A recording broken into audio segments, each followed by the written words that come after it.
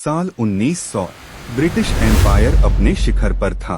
दुनिया के 25% हिस्सों पर उनका राज था और भारत उनके ताज का सबसे चमकता हुआ हीरा था। लेकिन इसी हीरे के अंदर बगावत की चिंगारी जल चुकी थी। यह कहानी है ब्रिटिश एम्पायर के धीरे धीरे टूटने की। साल 1905 लॉर्ड कर्जन ने बंगाल को 2 टुकड़ों में बांट दिया। बहाना था एडमिनिस्ट्रेटिव रीजन, लेकिन असली मकसद था डिवाइड एंड रूल। भारत हिल उठा, स्वदेशी आंदोलन शुरू हुआ, अंग्रेजी कपड़े जलाए गए और पहली बार ब्रिटिश सरकार को डर महसूस हुआ। फिर आंदोलन बदला। अब बंदूक और बम का दौर शुरू हुआ। भगत सिंह, चंद्रशेखर आजाद युवाओं ने ब्रिटिश हुकूमत को खुलेआम चुनौती दे दी। ब्रिटिश समझने लगे यह सिर्फ एक कॉलोनी नहीं, यह एक उभरता हुआ राष्ट्र है।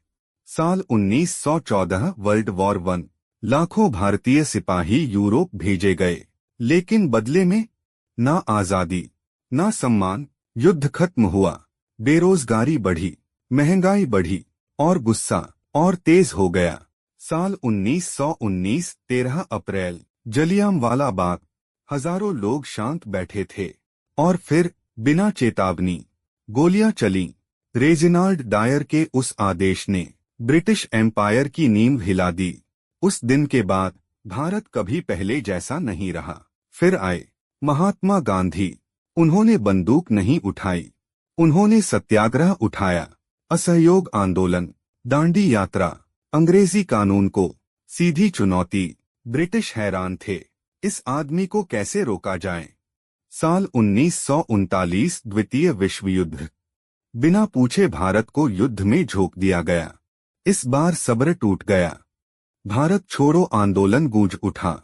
अंग्रेजों भारत छोड़ो। ब्रिटिश एम्पायर अब कमजोर पड़ चुका था। खजाना खाली, सेना थकी हुई और भारत अब रुकने वाला नहीं था।